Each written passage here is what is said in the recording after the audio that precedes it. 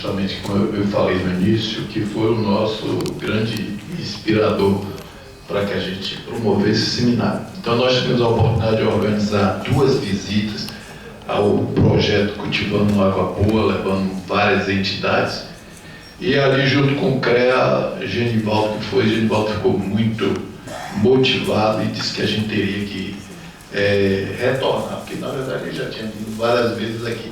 Então é um projeto genuinamente brasileiro, concebido, formulado, premiado internacionalmente, né? Sempre premiado, e que é uma referência concreta e que se pode aplicar na prática. Então, o Nelton está aqui. Nelton, à época, era coordenador.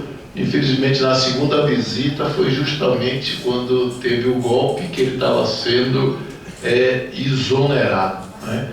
Então, hoje, volta aqui ao nosso estado, justamente para nos permitir conhecer um pouco dessa experiência e quem sabe a gente organize outras visitas lá. Então, por favor, professor, fique à vontade. Bom, eu sou muito grato pela oportunidade de estar aqui. Quero cumprimentar a todos e a todas, especialmente Marcelino, essa gentileza desse convite, principalmente de novo poder conviver. Eu digo com muita satisfação, já que a Gabriela está aqui. Funciona. Aqui. Dizer que uma coisa muito rica que eu registrar é de que foi tão, não só insistente, mas também de assessoramento, de agasalhamento que a gente teve para vir para cá, que eu venho reconhecer de público esse calor humano baiano, porque é muito rico isso tudo, viu? Outra coisa instigante é o caráter do evento, porque semear água em um primeiro momento, como isso aconteceu em 2013, quando nós criamos o Cultivando Água Boa, um grande envolvimento comunitário, nós tivemos uma reação muito forte de algumas áreas dizendo que cultivar água não existia. Cultivando água boa, ainda no gerúndio, que cultivando 2013, cultivando 2030 provavelmente. Pois bem, semear água é algo extraordinariamente rico, porque está no sentido propriamente dito de semear nascimentos de água, semear água para todos, mas ao mesmo tempo na questão filosófica, mas também uma questão biológica, tem todas as dimensões. Portanto o título é muito instigador e eu sou obrigado a dizer que quando se trata de experiências, como se propõe o evento, e já tivemos aqui a primeira manifestação riquíssima, essa questão dos ecossistemas, etc., logo em seguida teremos uma outra participação muito rica de uma proposta também do produtor de água, da Ana, que Devanir está aqui, ricamente presente na vida brasileira. Eu queria apenas tomar uma referência de que quando deram um subtítulo aqui de experiências, e as que vamos ter durante o dia, Manelzinho lá de Minas Gerais, de experiência de agroflorestas e todas as demais constantes do programa, que eu acho que essa é uma questão fundamental que me instiga há muito tempo. Como é que nós temos tantas experiências e a gente não consegue entender o senso de urgência diante da crise do planeta Terra e não damos escala? Nós temos que aprender um com o outro em cima de experiências cujos erros não se devem repetir. Nós erramos muitas coisas, mas são 14 anos. Não estou mais lá, mas a gente muda apenas de trincheira e a luta continua com a mesma intensidade, embora hoje eu estou no ócio criativo, né? Então eu diria assim, quanto que é preciso que a gente possa dialogar entre as experiências e reconhecer-se como complementares. E nem ninguém é dono de a minha melhor experiência. Quando nós estamos numa grave crise, todos somos aprendizes. Por isso todas as verdades verdadeiras de ontem são mentiras de hoje.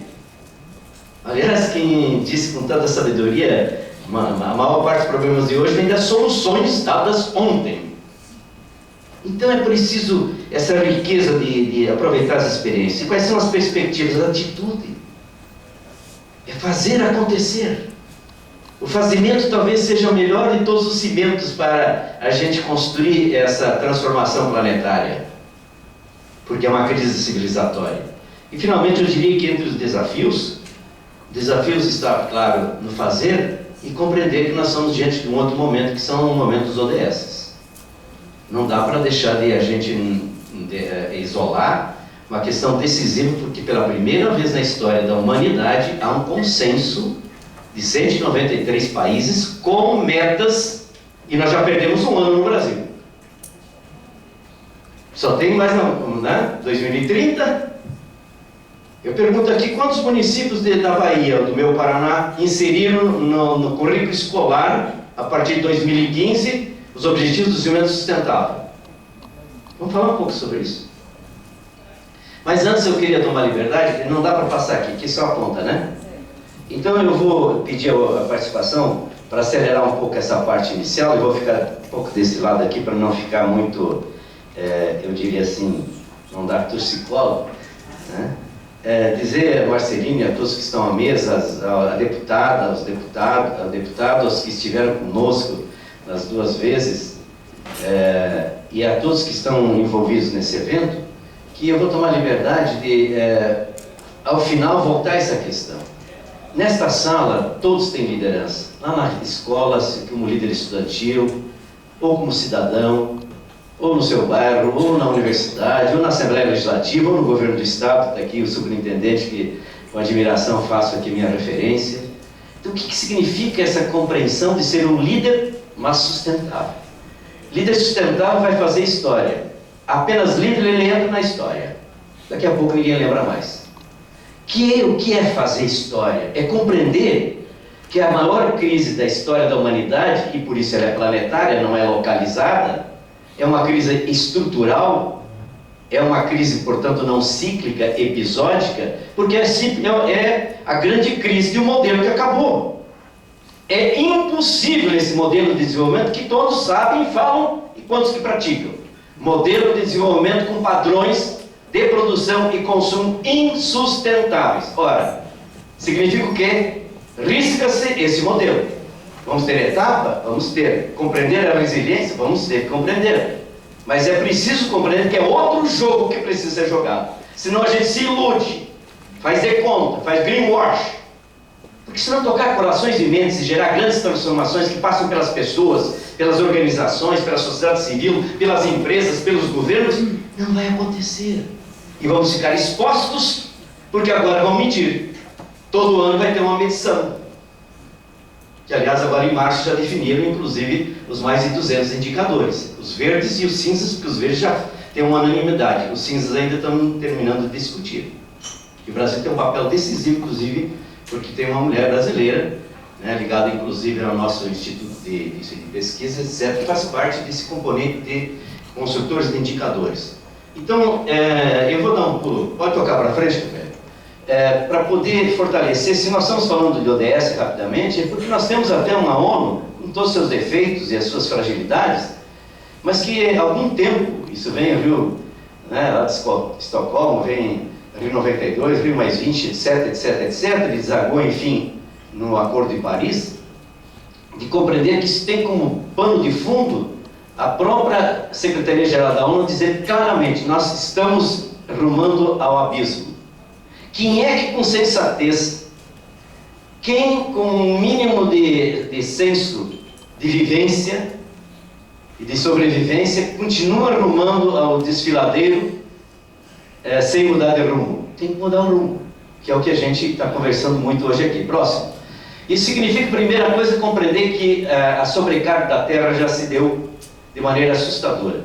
Na década de 60, quando esses estudos já começavam e existiam, você, na verdade, utilizava 63% dos bens naturais, por exemplo, naquele período, para poder atender toda a população. Hoje nós chegamos no mês de agosto de 2016. Em 2016, em agosto, nós começamos a entrar no vermelho. É a mesma coisa que seu salário, quando chega no 8º mês do ano, já foi-se do ano todo. E aí? Essa ideia clara do dia da sobrecarga implica compreender que a biocapacidade é que atesta isso. Será que não está na hora de nós fazermos um estudo na nossa universidade? Qual é a biocapacidade do território da universidade? Vamos começar por isso. Como é que no meu município? Qual é a biocapacidade do meu município? Qual é a biocapacidade? O norte-americano hoje está com 4,3 hectares de déficit por habitante. E esse é o modelo que está todo dia sendo colocado para nós como a melhor das opções. E todo mundo quer ir para lá. Talvez não agora, porque estamos vivendo a época dos muros, né?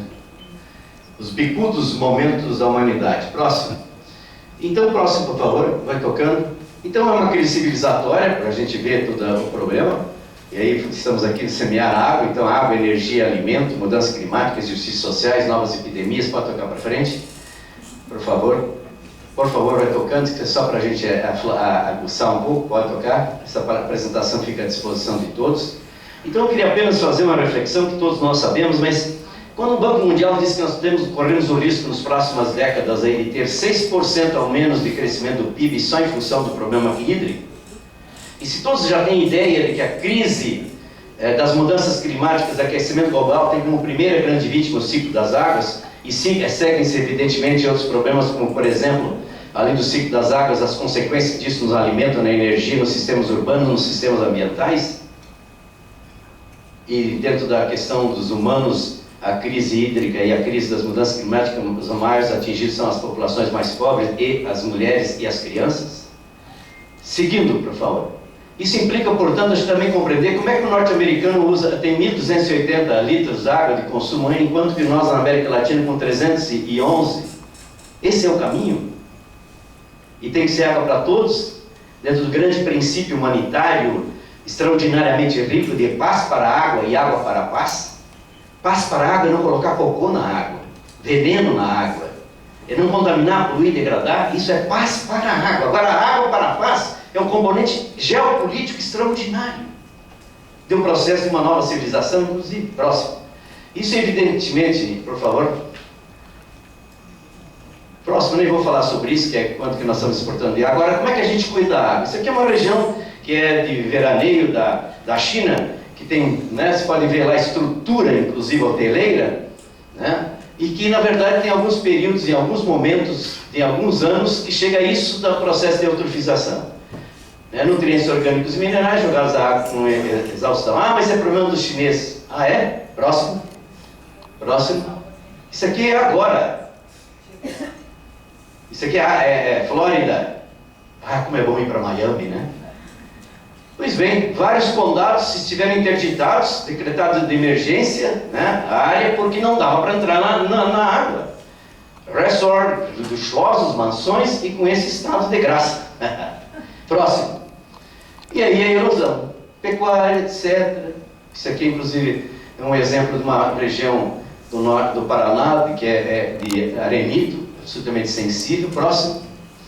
Próximo. E aí nós sabemos o que significa. Próximo.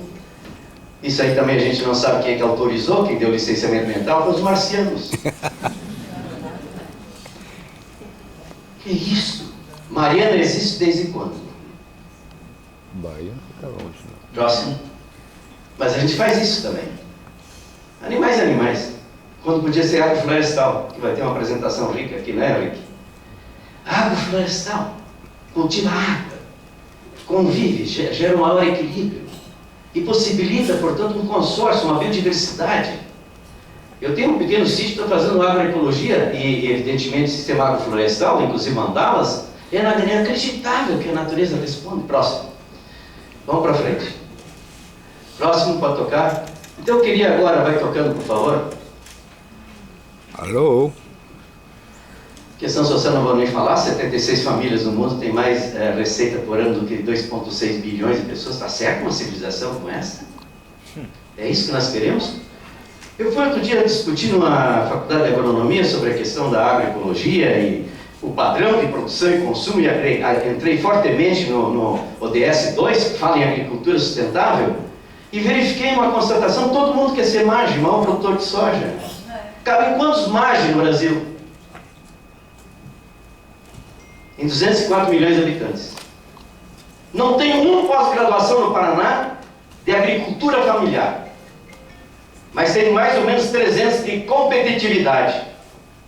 Ok? É diferente aqui?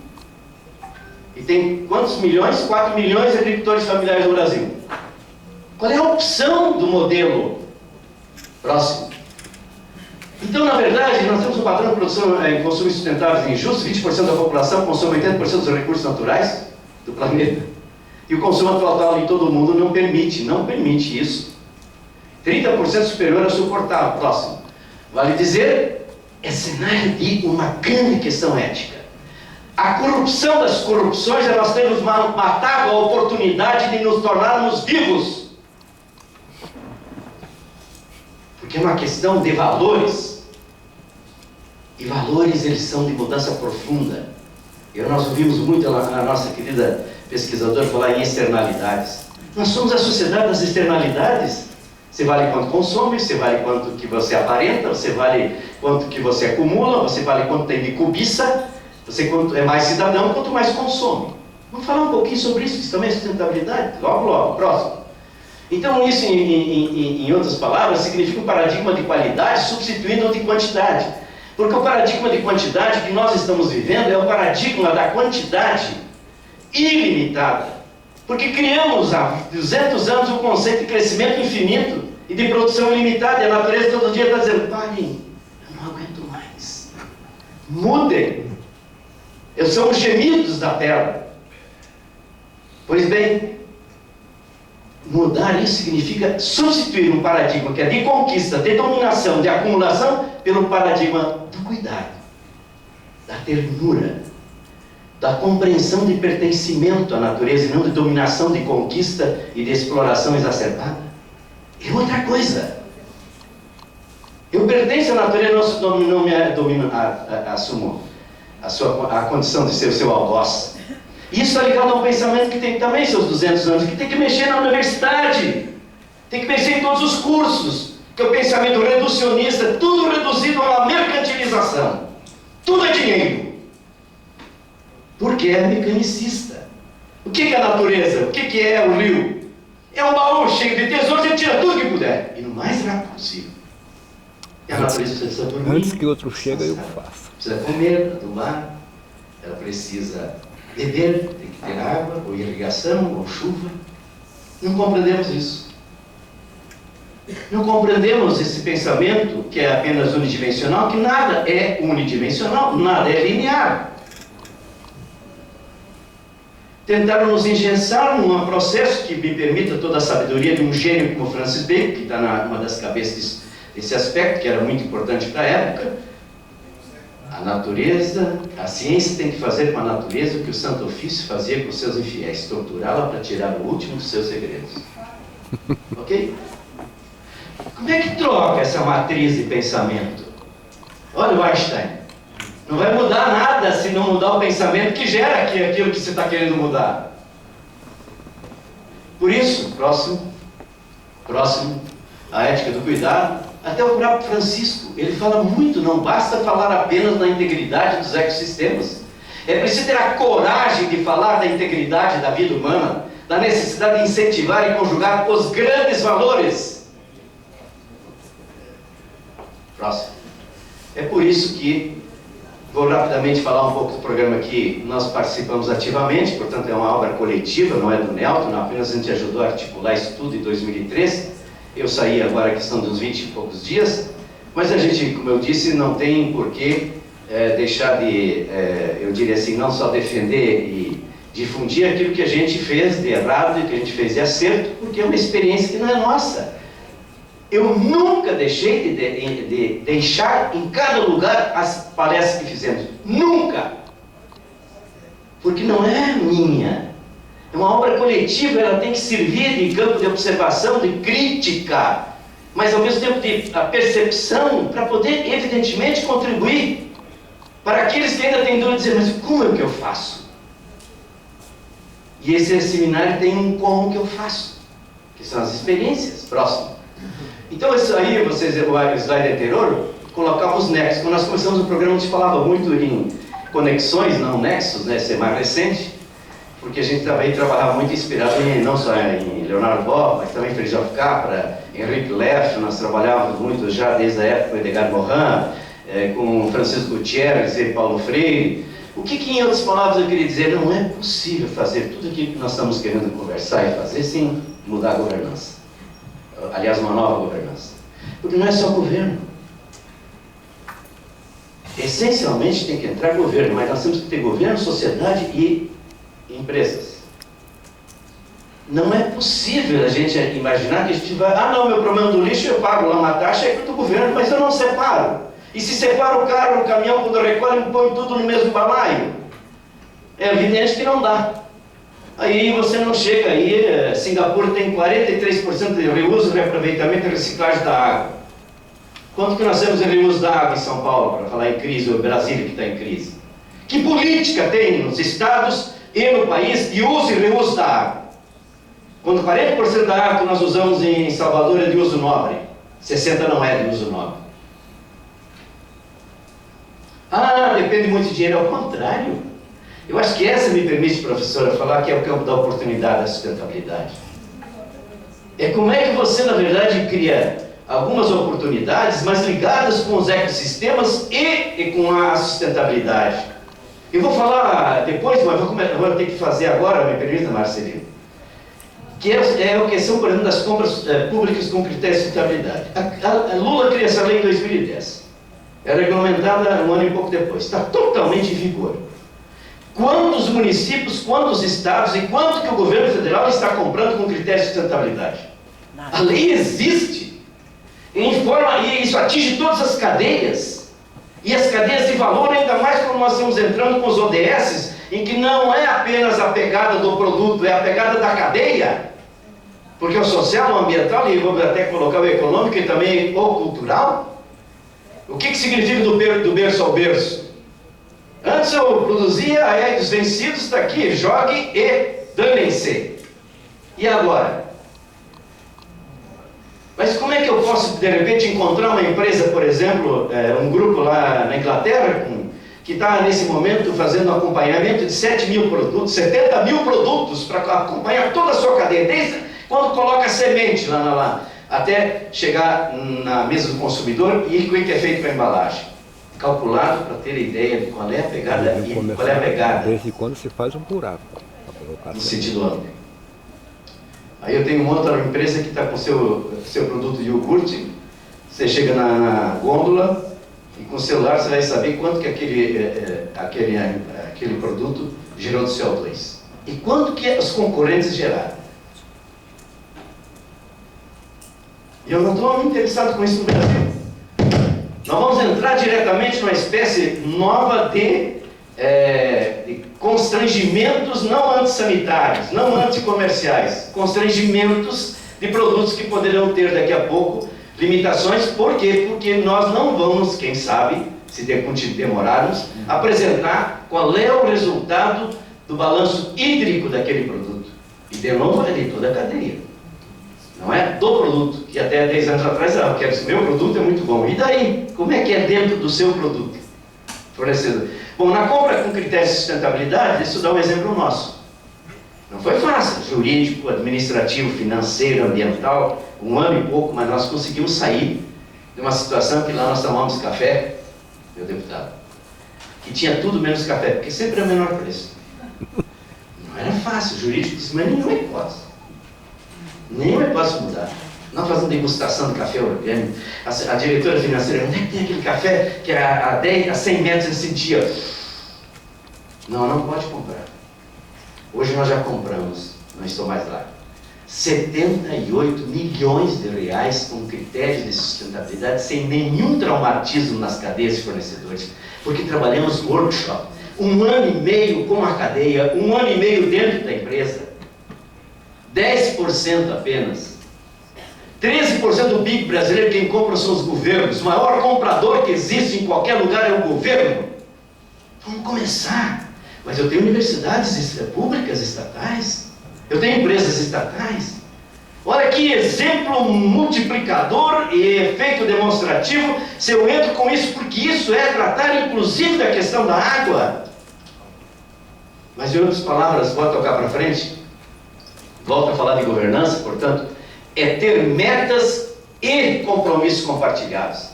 Vou tomar liberdade de dizer para todos vocês. Convencimento de quem está desde 1978 nessa luta. Inclusive com o secretário de Estado com 28 anos da Secretaria de Meio Ambiente, Saneamento, etc, etc, Energia e Habitação no Paraná. Nos chamavam de louco. Eu sempre dizia, não, alguns momentos de lucidez. Por quê? Mudar. Fazer um programa de 14 anos é fácil. Porque se não trabalhar a governança, significa você daqui a pouco continuar com uma política que não é política. É paternalismo, assistencialismo, que é pontualidade, aliás, que é ações pontuais, são ações pontuais não estruturantes, portanto você... Hoje, por exemplo, Itaipu tem várias questões que podem cair fora. Agora, isso implica em a gente compreender prato feito ninguém aguenta mais. E tem pessoas que não conseguiram entender ainda os fenômenos mediáticos. Que hoje uma rede em 5 minutos depois pode estar envolvendo centenas e centenas de outras em cima de questionamentos. Eu não posso deixar de enaltecer que, portanto, o processo participativo, o processo de envolvimento, e aí eu quero dizer quanto que para nós isso aqui foi sagrado ao criar o programa, e tem 14 anos, é ir na bacia hidrográfica, que é o território da natureza. Esse é outro problema com crítico. Eu vou resolver o problema da água em Cantareira, em São Paulo, só importando tecnologia? É ajudar. Mas onde é que estão as nascentes? Como é que está a água que chega em Cantareira? Gente, nós matamos milhões de nascentes no Paraná, porque desmatamos a espécie nativa em tudo. Pastoreio, agricultura, crescimento de cidade, as estradas mal definidas, sem declividade, aclividade, sem os microecossistemas respeitados, rompendo, sempre na lei do menor custo, e de repente nós também criamos outros problemas, liberamos loteamentos, permitimos até, porque afinal de contas, às vezes por extrema necessidade e ocupações nessas áreas, como é que estão os mananciais? Aí a gente vem falar em tecnologia. A maior de todas as tecnologias é a tecnologia humana. A tecnologia social é a tecnologia das tecnologias para fazer as transformações. Desculpe, eu estive em Israel, estive na Jordânia e na Palestina, participamos até a convite para contar essa história de envolvimento das comunidades. O Rio Jordão tem 1/3 da água que tinha. O Mar Morto está com menos do que isso. Gente, agora, claro, tem uma série de áreas lá que não entra o palestino, até não pode ver o rio, que é vizinho, porque tem cerca, ou se quisermos agora, muros. Vamos criar muros entre as disciplinas, muro entre os sonhos e as esperanças. O que significa, em outras palavras, a gente trabalhar a unidade para o regime da natureza, que é a bacia hidrográfica? Exemplo aqui, municípios que estão aqui, tem várias microbacias que estão em 3 municípios. Como é que eu não vou compreender que eu tenho que envolver 3 prefeituras? 3 áreas da sociedade civil, 3 áreas empresariais. Mas se eles se envolverem, vai acontecer o que aconteceu conosco. Uma cooperativa agropecuária doou 280 mil litros de diesel para readequar as estradas, porque ela também precisa da estrada. E não esperou só que a prefeitura fizesse. Porque uma estrada readequada dura 6, 8 anos com pequenas manutenções, porque ela respeita o microecossistema. Isso é uma coisa extraordinária em termos de serviços ambientais. Fazer correções e ter coisa estruturante que não é de curtíssimo prazo. Ao mesmo tempo, sensibilizar a comunidade, como eu dizia. Se não tocar corações imensos, por isso nós tiramos a palavra culpado do programa. Gente, nós não podemos mais continuar achando que vamos resolver com polícia e controle. É a última coisa. A primeira é sensibilizar. Ela está antes de conscientizar. É tocar corações e mentes, porque nós somos, acima de tudo, muito mais corações, mentes, emoções. É a inteligência do coração, não é só a inteligência intelectual. E agora temos que agregar a inteligência espiritual, a inteligência do espírito. Não entre na água, nem num barco que vai navegar, sem saudar o espírito, porque a morada do espírito está nas águas. Sabedoria nossa aqui do Pará, e um grande chamado. Nunca entre na água, nem num barco que vai navegar, sem saudar o espírito, porque a morada do espírito está nas águas. Tales de Mileto, 600 anos antes de Cristo, escreveu de maneira estrangeira: tudo começa pela água. E nós fazemos cocô na água, nós colocamos veneno na comida, na planta e depois vamos comer. Urinamos. A gente resolve fazer loteamento, né, em cima das nascentes. É uma glória matar uma nascente. Em outras palavras, sensibilizar.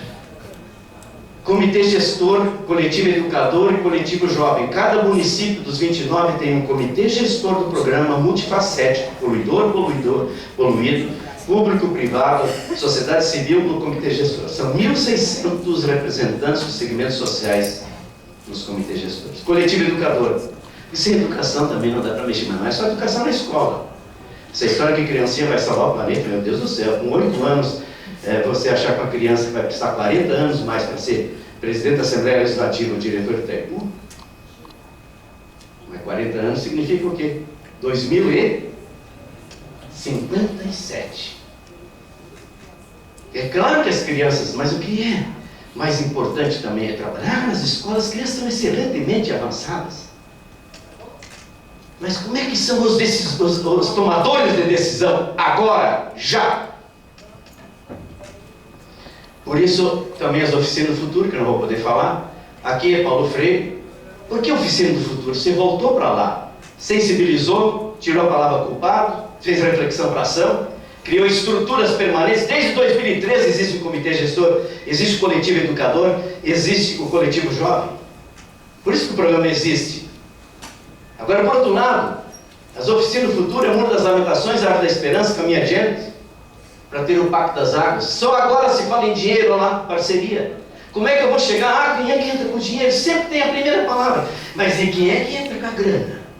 Nós nem definimos o que vamos fazer. Não envolvemos as comunidades para serem parceiras. Não conseguimos, na verdade, fazer reflexão para ação. Não tem como quantificar. Vai quantificar o quê? Se você pode ter muitas coisas que podem ser diluídas na participação, no envolvimento empresarial. Por isso a gente não coloca um real, se não tira mais um. E aí, lá o Sul é rico. Não, tem 11 municípios dos 29 que são paupérrimos. Ouro Verde do Oeste, o município de Ouro Verde do Oeste, tem 1.300.000 de receita mensal. Todas as receitas. Tem 90% das microbacias recuperadas, das estradas readequadas e, evidentemente, uma série de arranjos produtivos que melhoraram a economia do município e hoje melhorou muito o IDH do município. Aí, assinatura de convênios e a cada ano uma avaliação. Próximo, bem, agora vamos acelerar. Quanto tempo que eu tenho? Eu tenho que acelerar. Próximo, pode tocar, faz aí, por exemplo, do Comitê Jesus, para tocar. Veja que tem poluído, universidade, até o Ministério Público, em alguns casos, IBAMA, Emater, Instituto Ambiental. Próximo. Aqui são as oficinas do futuro, não vou falar, uma das lamentações, a árvore da esperança, caminha adiante. Aqui é o plano de trabalho, caminha adiante. Pode tocar para frente. E aí um pacto das águas. Só que o pacto das águas não é um ato solene. Solene que eu digo de assinatura. É a comunidade local fazendo o pacto. Por isso, pode tocar o próximo, companheiro? Por favor. Olha aqui, ó, mística da água, místico do fogo, místico da terra, místico do ar e místico da paz, são as 4 místicas. É proibido funcionário da prefeitura ou funcionário da Itaipu fazer parte das místicas, porque é com eles que tem que fazer. São os atores locais da microbacia. É o empoderamento, a territorialidade tem uma coisa fantástica, ela possibilita você compreender que esse aqui é o meu pedaço. Não adianta eu sonhar com Nova York aqui que eu vivo.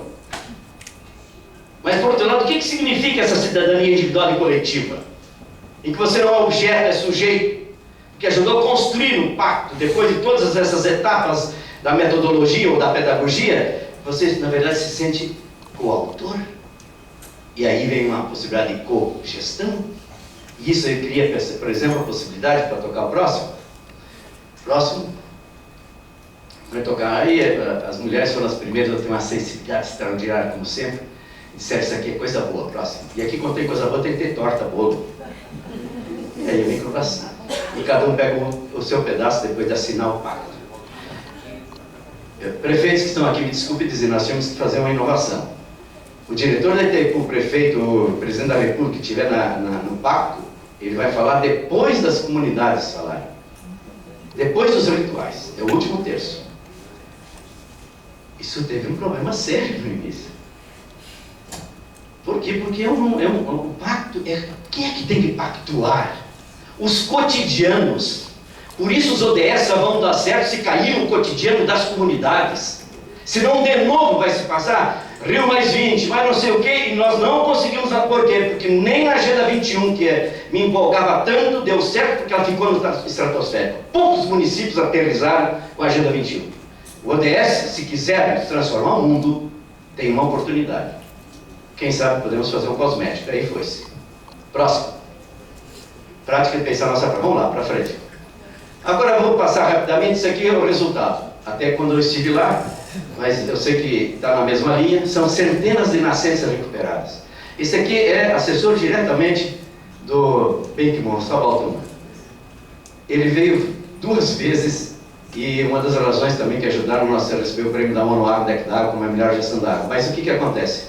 Acaba de ser assinado em Nova York, já não mais por nós, foi a primeira atitude da nova diretoria, que estava tudo ajeitado, um convênio da Itaipu com a ONU Água, a ONU Energia, ONU Água, ONU Energia para estimular a reaplicação. Quem sabe tem um escritório da ONU Água, DEC da Água, ONU Água e ONU Energia dentro do Parque Tecnológico de Itaipu. Foi assinado agora no dia 3 de março. 3 de abril. Em Nova York. Por quê? Porque foram ver como é que funciona, etc. Agora, a nascente, o que é? Pode tocar para frente. Nascente é trazer a cultura da água. O que se faz com a água, pela água e na água? Mas é os sonhos e a poesia da água. Meu Deus do céu, né? Como é que a gente foi perder as águas de março? Fechando o verão, já não fecho mais pela mudança climática. Um dia o sertão vai virar mar. Em outras palavras, a cultura da água, que existe, nós temos a cultura, diferente da Europa, que está tentando construir a nova cultura. Nós temos que avivar a cultura, que ela existe também subjacente, ou dormindo, próximo.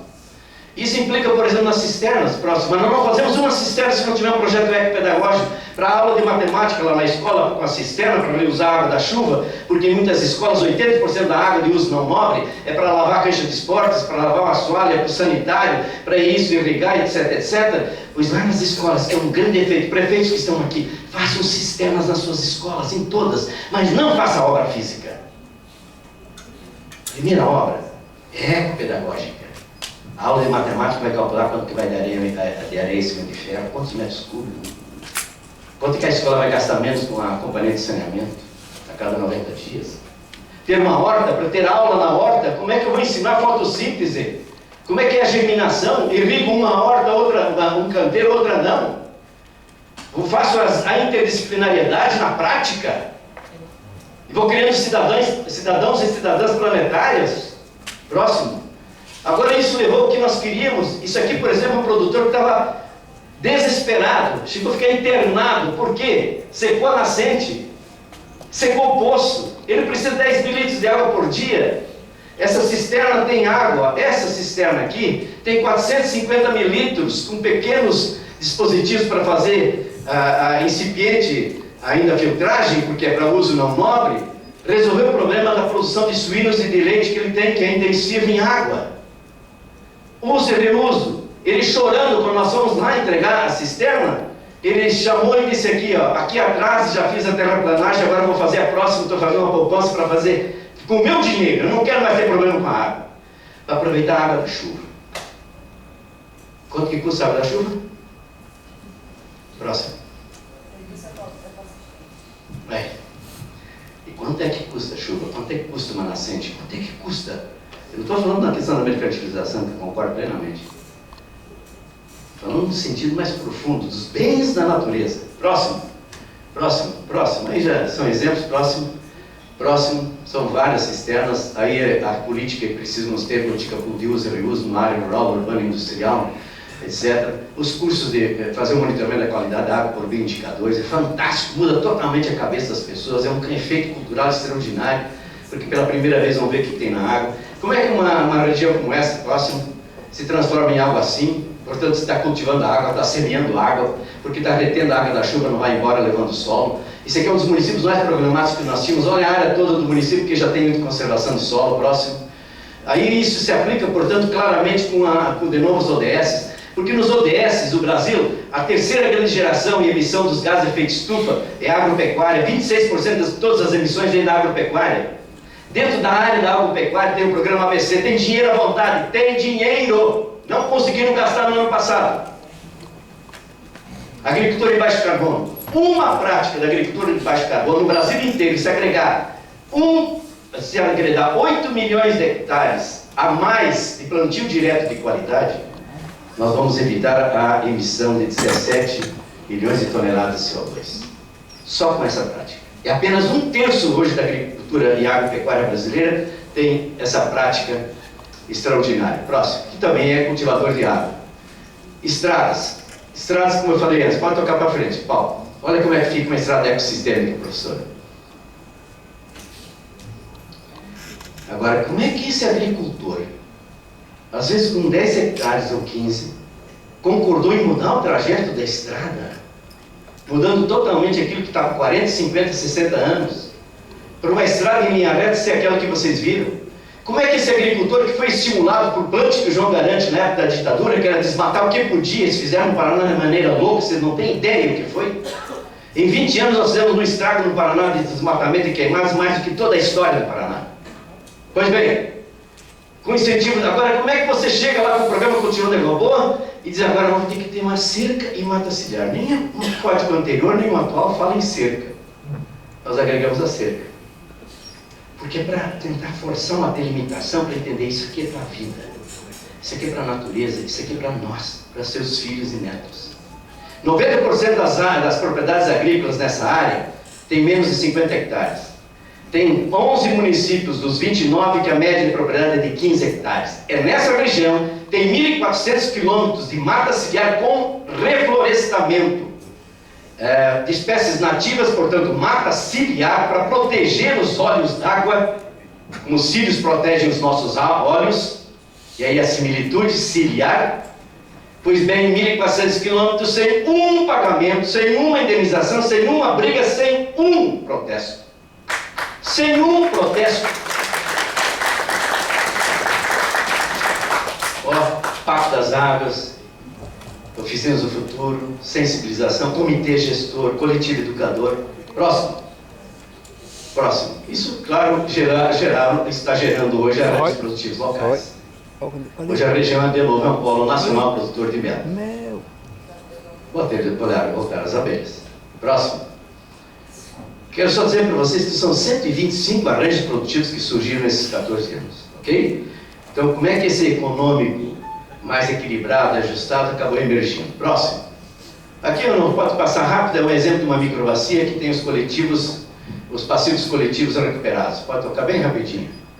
Não vai entrar, pode tocar pelo horário, pode tocar. Agora, uma microbacia como essa, por exemplo, ou qualquer uma delas lá, como tem produção de leite de suínos de aves, além de milho, mandioca, soja, etc., pode tocar próximo. É nessa região também que surgiu a plataforma de energias renováveis, hoje chamado Biogás, inclusive o Instituto Internacional de Biogás. Esse aqui é um produtor de suínos e de aves que ele, ao contrário, está faturando uma nota com a Companhia de Energia do Paraná, porque toda a energia da propriedade, o excedente, ele vende. Próximo. Mas o mais bonito é isso aqui, ó. Toda uma microbacia está com os produtores de suínos de leite com um gasoduto, canaliza o metano no único ponto em uma usina termoelétrica. Biogás, eles não precisam mais de energia, inclusive o gás de cozinha. E agora foi feito o teste já no mês de janeiro e fevereiro do trator a biometano. Libertam-se totalmente. Prefeitos e prefeitos que estão aqui, não tem suínos, não tem aves, tem muitas coisas geradoras de energia no seu município. Sejam resíduos, seja. Agora também eu pergunto se precisa esperar isso. Não, a Agenda 2030 local está pedindo a cada um de nós, que é o segundo grande emissor dos gases de efeito de estufa, é a nossa matriz energética, uma das mais limpas do mundo, mas nós sujamos um pouco. Só que dentro da eficiência energética, 10% para atingir a meta até 2030 no campo das energias, se faz com eficiência energética. Nós fizemos dentro de Itaipu, a minha diretoria coordenando, o nosso investimento voltou em 11 meses e reduzimos em 63% o gasto de iluminação pública. Prefeitos e prefeitas, por gentileza, peguem os seus orçamentos, verifiquem quanto é que estão gastando em saúde, quanto é que estão gastando em iluminação pública e vamos decifrar isso para chegar a uma conclusão, por exemplo, que você pode reduzir no mínimo 35% o gasto com iluminação pública com eficiência energética. Mas também na área da saúde não é só hospital, médicos e farmácias. 40 de cada 10 novos casos de diabetes tipo 2 na Bahia ou no Paraná, que cada 10 novos casos, 4 são de crianças. Como é que você muda isso? No hospital? Próximo. Só volta um para ter uma ideia como é que os ODS estão consorciados. Os 17 ODS têm a grande felicidade de serem divisíveis. Não é a gente querer tratar de um e esquecer 16. Eu posso fazer o que você quiser em torno da água, mas eu tenho que consorciar a água com a educação, com o gênero, com cidades sustentáveis. Eu tenho que consorciar com a erradicação da pobreza e o fim da fome. Então não é possível hoje dizer, bom, agora eu vou tratar do fígado, a semana que vem, na hora que vem do rim. E quem sabe daqui a uns 10 anos eu vou tratar do coração. Estou fumando que nem um louco. Como é que é? Está tudo interconectado, intersistêmico. Por isso, o ODS número 2, que é acabar com a fome, fome zero, melhorar a nutrição e promover a agricultura sustentável. O que é isso? Está na hora de nós decifrar o que é isso. Mas ao mesmo tempo está consorciado com o 12, assegurar padrões de produção e de consumo sustentável. Não é o que estou dizendo, estamos nos ODS, o Brasil firmou e 198 países assumiram isso. Próximo. Isso implica dizer, portanto, para tocar para frente rapidinho. Alô? Vida orgânica, pode tocar, não vou entrar em detalhes. Eu só posso tocar mais um. Olha aqui. Pesquisa em 83 países, das mega tendências do mercado até. Vamos falar um pouco do mercado, ok? A primeira grande da pesquisa, a primeira mega tendência é a alimentação saudável. A humanidade começou a descobrir que 30% do câncer nos países ricos vem da alimentação. Quase 50% do gasto do SUS no Brasil tem na alimentação que o Brasil está fazendo. E a gente faz a McDonaldização alimentar. Não tem sabor, não tem saber, faz mal, e abandona a gastronomia de raízes e esquece de que nós somos o que comemos. Próximo. O diabético 2. Próximo, eu antecipei a fala. O que nos ajudou muito? Fazer o concurso com as cozinheiras. Não adiantou falar muito em palestras.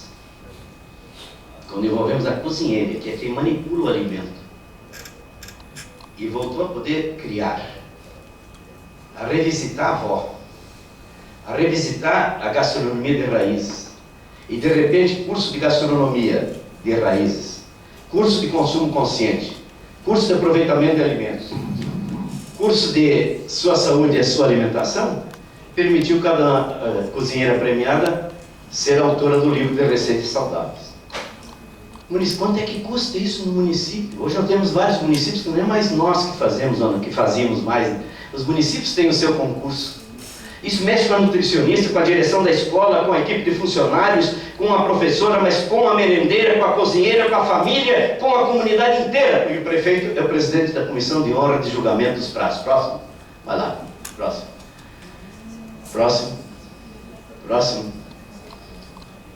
Vai tocando.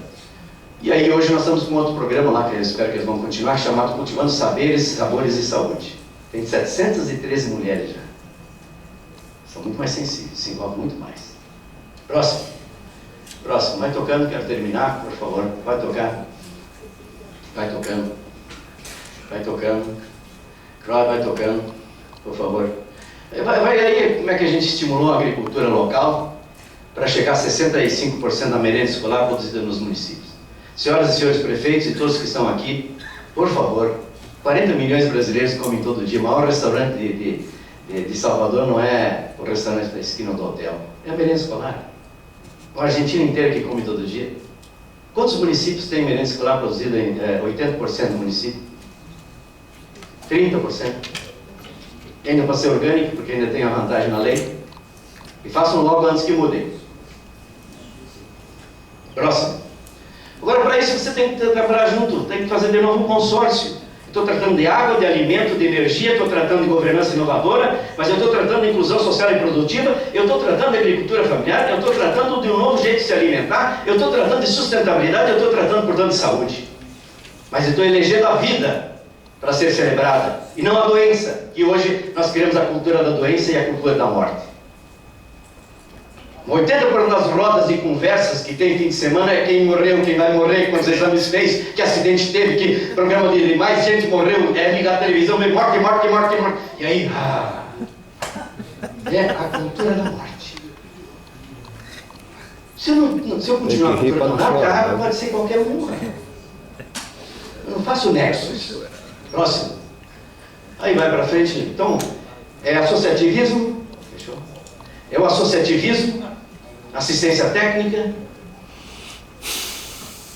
tecnologia apropriada ao pequeno, noções de comercialização e marketing, principalmente qualidade e certificação. Pronto, próximo. Vamos fechar, vai tocando lá, companheiro. Vai tocando que eu vou, quando puder eu paro. Vai para frente. É outra assistência técnica também. Aí são os arranjos produtivos que surgiram, 84 pequenos, mais os médios. A questão, quem esteve lá conheceu, inclusive, a área de fitoterápicos aromáticos, que tem uma unidade. E a veja que uma coisa leva a outra. Nós estimulamos muito a diversificação, a agroecologia, mas ao mesmo tempo não é só a agroecologia. Até o sistema em fase de conversão, ou com algumas práticas mais conservacionistas. Mas o mais importante, por exemplo, quando você entra na agrofloresta, nós temos hoje um pequeno produtor com 5 hectares, ele tem 41 cultivos no seu sistema agroflorestal. 41, não tem como errar o pequeno. E vai perguntar se ele tem problema com a água. Outro tem 3 campos de futebol, tem 16 cultivos. Não é 1, nem 2, nem 3. Para frente. Esse é com os pescadores, quilombolas. Para frente.